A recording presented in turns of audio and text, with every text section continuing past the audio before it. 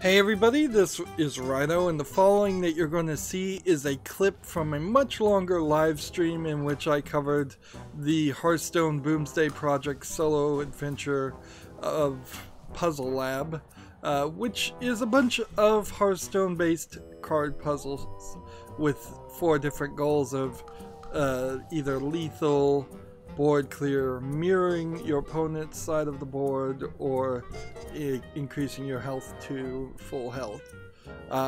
With the exception of the last handful of puzzles in the final tiers, I found most of these puzzles super simple, and because of that, I really don't feel like you're going to be very satisfied if you have to look up the solution, or if you do look up the solution without at least giving it a good 20 minutes to an hour.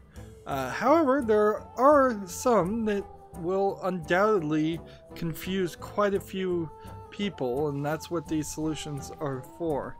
Now, because this is a clip, it's just going to clip into the solution. You may not understand what I'm saying. I may get cut off, and that is fine. Remember, once you know the solution, you can't unknow the solution. So consider that before you watch too. And finally, I would ask that you like this video and subscribe to my channel. And when you subscribe to my channel, make sure you click the notification bell. Thank you. Here's the clip. Just as stars from cosmic dust, we are reborn. Or given another chance. And do that.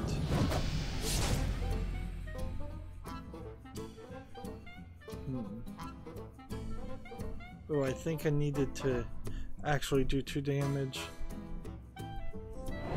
here.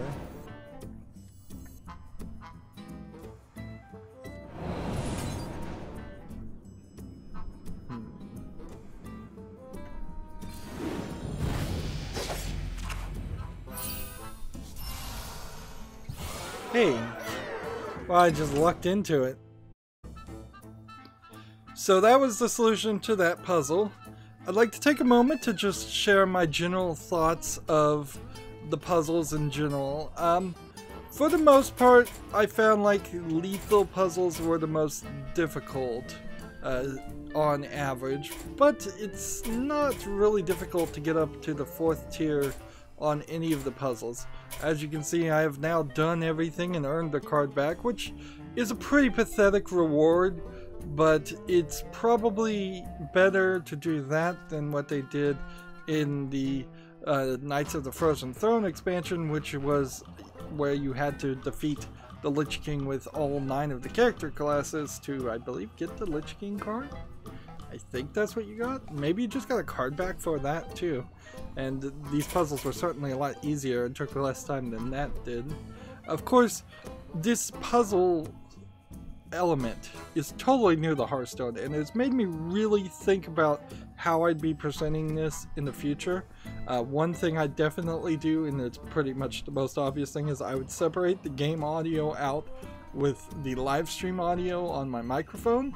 That way I can have long live streams where the audio is available, but I can also have footage where it's just the Hearthstone sound effects and music playing, and then it would make these clips look a lot better and make a lot more sense, because undoubtedly, at least in some of these clips, I'll be halfway through a sentence and people won't hear what I'm saying or understand what I'm saying.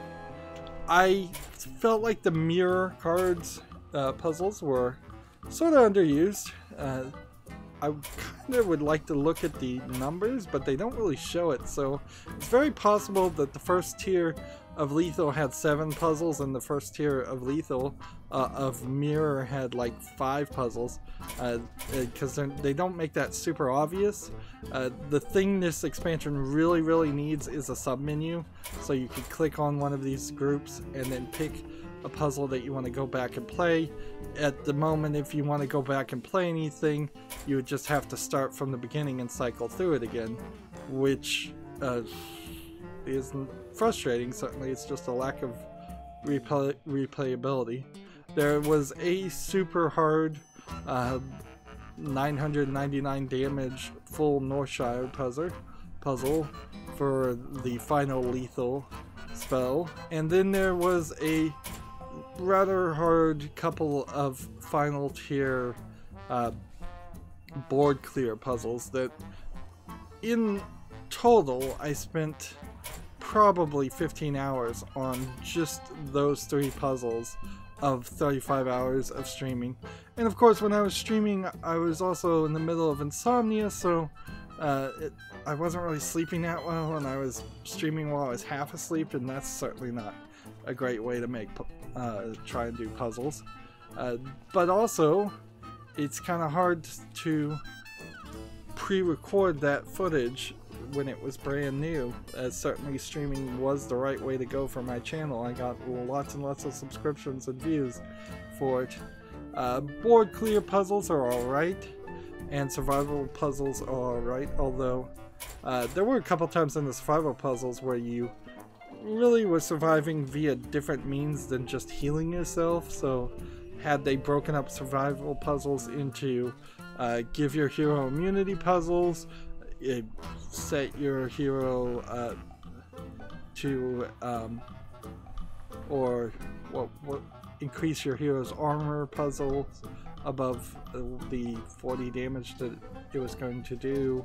There was, I think, one other way that some of the puzzles had you do other things other than increase your health. There's about 4 or 5 different types of puzzles they're putting under survival, which could have been broken down, and certainly that would have been it. I've seen some thoughts of people asking Activision Blizzard if they were going to let players create their own puzzles. They said that was a great idea, but they have no plans to do it, so take that for what that is. I think that would be a great idea. I think puzzles could replace tavern brawls very easily, or at least they could swap between puzzles and tavern brawls. I kind of hope there isn't a daily quest that shows up where you have to do 5 puzzles to get 50 gold, because that would be annoying, particularly for people who have already finished it. Survival puzzles were fine, and board clear puzzles were a little hard, and mirror puzzles were fine. I think lethal really stood at least a couple steps higher than in difficulty on average than any of the other puzzles.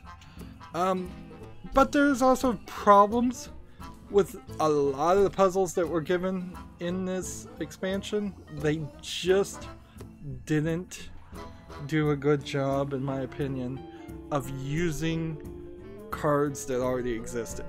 There's a bunch of cards from previous Solo Adventures expansions that have never been used in regular gameplay. They didn't bring any of those back. There's a lot of heroes that could have come back from the old Solo Adventures too.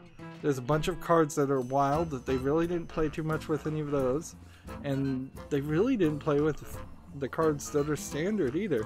Instead, they introduced some cards that just don't exist in regular gameplay. So even if you solve a puzzle using a card, if the card doesn't exist, you've not learned anything, and that inherently gets to the problem with this puzzle systems. Unless Hearthstone decides to separate itself and redefine itself as this puzzle card game and ranked collectible card game in equal parts, these puzzles don't feel like playing Hearthstone. They don't feel like playing ranked, they don't feel like playing arena, they don't feel like doing a tavern brawl. Maybe some of the tavern brawls might feel a little bit like that. They also didn't feel like they really taught you too much as far as gameplay mechanics that people might be overlooking. Of course, I'm so far into this game, I've been playing it for so long, maybe it does teach some basic things that I'm just overlooking. But yeah, there's definitely some weirdness on the puzzles that they did make and how they made it. It seems like they just kind of had never thought about this, and this was the last second idea to do this expansion. Which is weird, because this expansion came way too early and has really messed up my schedule and overcommitted me to doing a lot more work, editing out so much of the footage down into just short, often less than a minute clips of the successes, whereas Hearthstone in general is the game that I can rely on to not force me to do any editing or any extra work. Well, that's it where I'm gonna wrap up with this ideas. If you want to see the entire live streams, there are 7-part videos on my channel where I live streamed the Boomsday puzzle expansions, but they are very, very rough live streams. I am not going to deny that. There are many times, particularly at the end, where I spend 3 or 4 hours just banging my head against puzzles and don't find the solution, to the point where I actually had to look up the solution for the last 3 myself. These clip videos, I plan to release them every day, and because they're going to cause so much extra work, they're going to eventually, after Halloween, after October, Halloween month, they're going to replace a time slot on my channel. I'm just not going to play a game, or I'll probably play a game, but I'm not going to air that game until later. This entire year has been a year that's been terrible for all YouTubers, and it's sucked a lot of the energy out of the room for YouTubers and creators, me included. One of the major things that did that is them changing and moving the goalpost and kicking me out of the YouTube partner program, so I can't even earn the pennies on ad revenue I used to make. Anyways, that's where I want to wrap up. I end all my episodes the same way.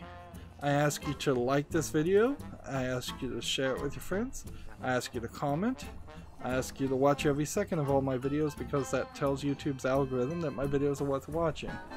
If you want to friend or follow me, which I would like you to do, there are links down below for Twitter, Facebook, Tumblr, Google+, Steam, and Battle.net. Yep, you can friend me on Battle.net so we could potentially play Hearthstone at some point.